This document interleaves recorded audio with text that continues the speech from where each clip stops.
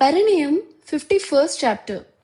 అమూల్య room నుంచి బయటికి వచ్చి ఫ్రిడ్జ్ ఓపెన్ చేసి చూస్తే మిల్క్ ఉండడం చూసి, అమ్మయ్య, మిల్క్ అయినా ఉన్నాయి అనుకుని మిల్క్ స్టవ్ మీద పెట్టి ఇల్లంతా క్లీన్ చేసుకుంటుంటే డోర్ బెల్ మోగడంతో డోర్ ఓపెన్ చేస్తుంది.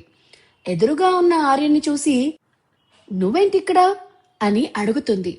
ఆర్యన్, ఏం లేదు, నీ వల్లే.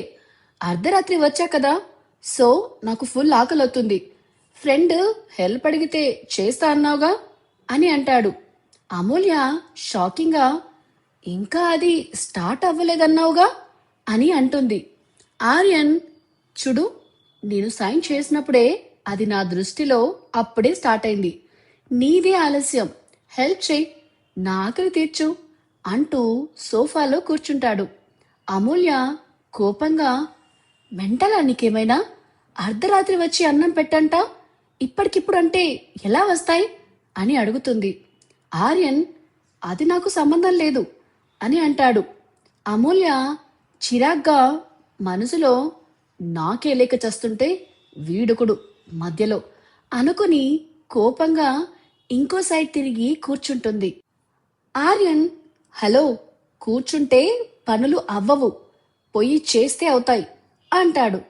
అమూల్యకి కోపం పీక్స్లోకి వెళ్ళి కళ్ళు పూర్తిగా రెడ్ అయిపోవడం చూసి పట్టించుకోకుండా కూర్చుంటాడు ఆర్యన్. ఇంతలో మిల్క్ పొంగుతున్న స్మెల్ రావడంతో ఆర్యన్ కిచెన్లోకి వెళ్ళి స్టవ్ ఆఫ్ చేసి, హే, ఈ మిల్క్ ఉంటే చెప్పవేంటి? నాకు మిల్క్ అంటే చాలా ఇష్టం, నేను తాగేస్తా అంటూ తాగి వెళ్తూ వెనక్కి తిరిగి, అమూల్య, నాకు ఎవరి దగ్గర ఫ్రీగా ఏది తీసుకోవడం ఇష్టం ఉండదు అని అంటాడు. అమూల్య కోపంగా, దానికి నేనేం చేయాలి అని అడుగుతుంది. ఆర్యన్, నాతో రా అని అంటాడు. అమూల్య, నో, నేను రాను అన్నా వినకుండా తనతో పాటు బైక్ మీద తీసుకెళ్తాడు. ఆర్యన్ ఒక దగ్గర కూర్చోబెట్టి, అన్నా, టిఫిన్ ఇవ్వు అని అడుగుతాడు. ఆ వ్యక్తి సరే అని ఇస్తాడు. ఆర్యన్, నువ్వెలాగో తినలేదు అని నాకు తెలుసు, నువ్వు మిల్క్ ఇచ్చావు కదా, నాకు ఫ్రీగా ఏం వద్దు, ఈ టిఫిన్ తిను అని అంటాడు. అమూల్యకి కోపం ఇంకా పెరుగుతుంది.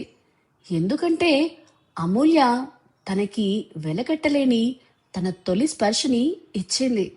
మొదటిసారి హాస్పిటల్లో హక్ చేసుకున్నప్పుడు, రెండోసారి తన తొలి ముద్దుని ఇచ్చింది. అది జీవితంలో తను ప్రేమించిన వాడికి మాత్రమే ఇవ్వాలి అనుకుంది. కానీ వాటికి కూడా వెలకట్టేలా ఉన్నాడు అని అనుకుంటూ కోపంగా చూస్తూ, చూడు, నీకు అంత గొప్ప మనసుందేమో కానీ నాకు లేదు అని లేచి వెళ్ళిపోతుంది. ఆర్యన్ పార్సల్ కట్టించి తన వెనక పడుతుంటే అమూల్య చిరాగ్గా, ఇంటికి తీసుకెళ్తావా లేదా అని కోపంగా అడుగుతుంది. ఆర్యన్ అది కాదు అని ఏదో చెప్పాలని ట్రై చేస్తూ ఉంటాడు. అమూల్య కోపంగా, ఇనఫ్, చాలా చూశాను, నన్ను వదిలేయ్ అని అంటుంది. ఆర్యన్ చేసేదేం లేక కామ్గా వెళ్ళి కూర్చుంటాడు బెంచ్ మీద. అమూల్య కోపంగా, నేనింటికి వెళ్ళాలి అని అంటుంది. ఆర్యన్, నేను బైక్ డ్రైవ్ చేయడం మర్చిపోయా అని అంటాడు.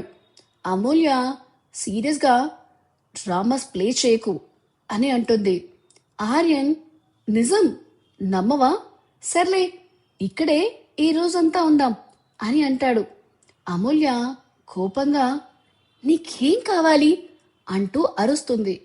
ఆర్యన్, నువ్వు బుద్ధిగా తినడం కావాలి, అలా అయితేనే బైక్ కదులుతుంది అని అంటాడు. అమూల్య తప్పక బైక్ డ్రైవ్ చేయడం కోసమని తింటా అనగానే సంతోషంతో పార్సల్ ఓపెన్ చేసి నోటి దాకా తీసుకొస్తాడు. అమూల్య సీరియస్గా చూస్తుంటే ఆర్యన్, అమూల్య, నువ్వేం చిన్నపిల్లవి కాదు అన్నీ అరటిపండు ఒలిచి చెప్పడానికి. నీ రైట్ హ్యాండ్కి దెబ్బ తగిలితే ఎలా తింటావు?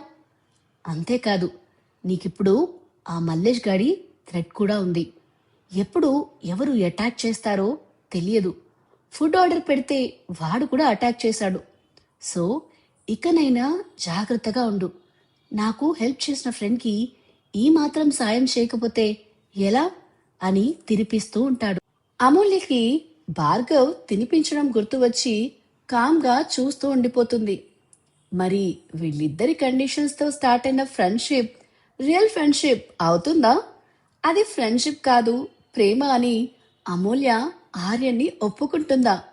ఆర్యన్ కష్టాలు ఫలించి తన డ్రీమ్ గర్ల్ మరియు తన మరదలైన అమూల్యని అందరికీ వారసురాలిగా పరిచయం చేయగలడా? ఇవన్నీ తెలుసుకోవాలంటే let's wait and watch. So ఇదేనండి పరిణయం 51st చాప్టర్. ఈ వీడియో కనుక మీకు నచ్చినట్టయితే please like, share and comment చేయండి. అలానే ఇలాంటి కొత్త కొత్త కథల కోసం మన channel the novel whisperer with విన్యాని సబ్స్క్రైబ్ చేసుకోండి. Thank you.